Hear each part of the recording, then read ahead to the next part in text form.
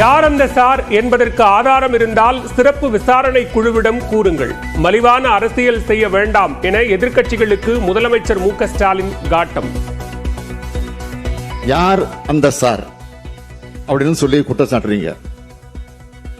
உண்மையாக உங்ககிட்ட அதுக்கு ஆதாரம் இருந்தா உயர்நீதிமன்ற உத்தரவுப்படி அமைக்கப்பட்டிருக்கக்கூடிய அந்த சிறப்பு புலனாய்வு கட்டுக்கொண்டு கொடுங்க, அதை சொல்லுங்க. ஆதாரம் இருந்தா அதை யார் தடுக்க போறான்?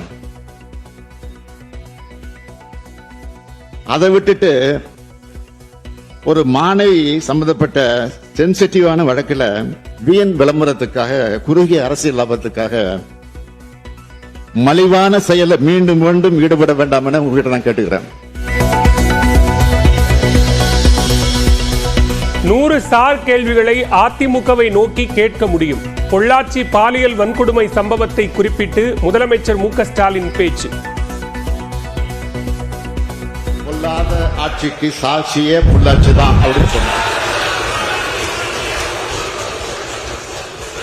இப்படி பெண்களுக்கு எதிரான ஆட்சி நடத்திய சாருங்கெல்லாம் இப்ப பேட்ஜ் அணிஞ்சிட்டு வந்து உட்கார்றாங்க. பேட்ஜ் அணிஞ்சிக்கிட்டு உட்கார்ந்து மட்டும் போயிட்டாங்க பாதியில. இது போல 100 சார் கேள்விகளை அதிமுக பார்த்து என்னால கேட்க முடியும்.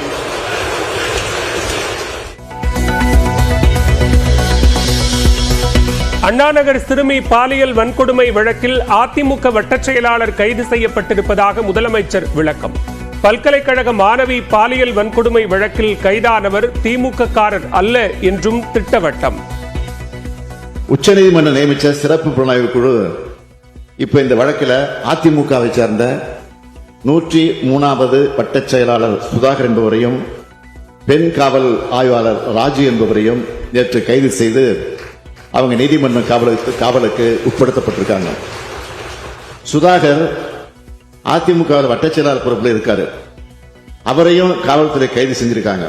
சென்னை மாணவி வழக்கில் கைது செய்யப்பட்டவர் நிச்சயமா சொல்றேன், உறுதியா சொல்றேன், திமுக உறுப்பினர் இல்ல, திமுக ஆதரவாளர். அதை நாங்க மறுக்கல. அண்ணா பல்கலைக்கழக மாணவி வன்கொடுமை வழக்கில் குற்றவாளி யாராக இருந்தாலும் நடவடிக்கை, உச்சபட்ச தண்டனை பெற்றுத்தரப்படும் என்றும் முதலமைச்சர் மு க ஸ்டாலின் உறுதி. இந்த புலன் விசாரணையில வேற யாராவது குற்றவாளி இருக்காங்களான்னு தெரிய வந்தா, அது யாரா இருந்தாலும் சரி, மீண்டும் மீண்டும் சொல்றேன், அது யாரா இருந்தாலும் சரி, அவங்க மேல தயவு தாட்சணமே இல்லாம காவல்துறை கடுமையான நடவடிக்கை எடுக்கும்.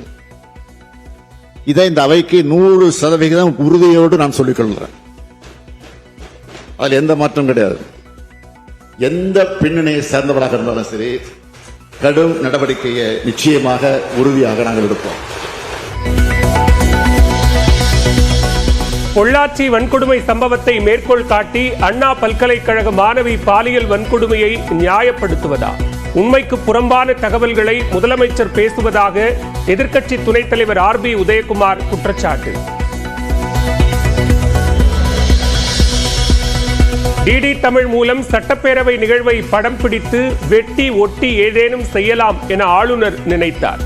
கண்டுபிடித்து பேரவையை மீட்டது முதலமைச்சர் என சபாநாயகர் அப்பாவு பேச்சு.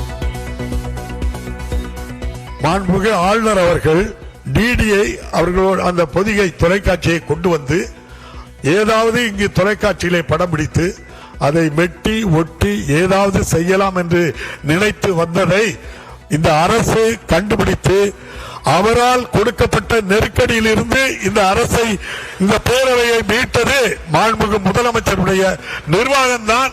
நம்முடைய மாண்புமிகு ஆளுநர் அவர்கள் இப்படிப்பட்ட பதிவுகளை போட்டு தமிழக மக்களையும், தமிழக மக்களால் தேர்ந்தெடுக்கப்பட்ட சட்டமன்ற உறுப்பினர்களையும் இது அவமானப்படுத்துகின்ற ஒரு செயலாக செய்வது வன்மையாக இந்த பேரவை கண்டிக்கிறது.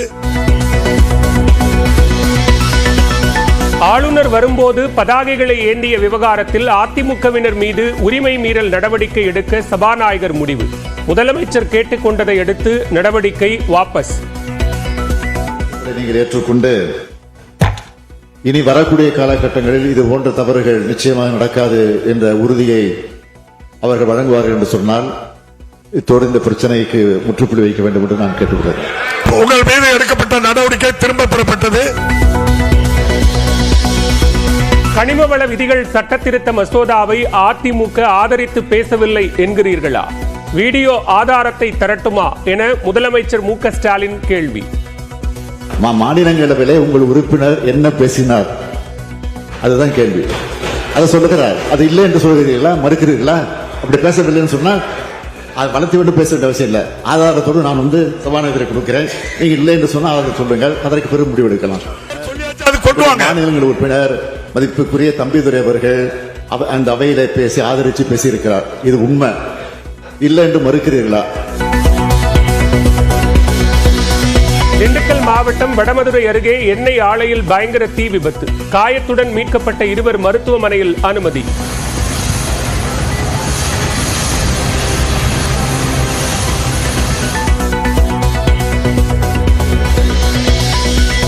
திருப்பதி மலைக்கு வரும் பக்தர்கள் முகக்கவசம் அணிய வேண்டும். HMPV தொற்று பரவல் காரணமாக தேவஸ்தானம் வேண்டுகோள்.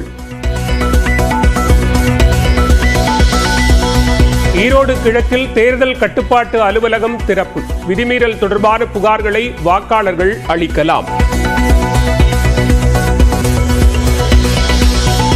3 மாதங்களுக்குள் கலைஞர் மகளிர் உரிமை தொகை திட்டத்தில் கூடுதலானோரை சேர்க்க நடவடிக்கை.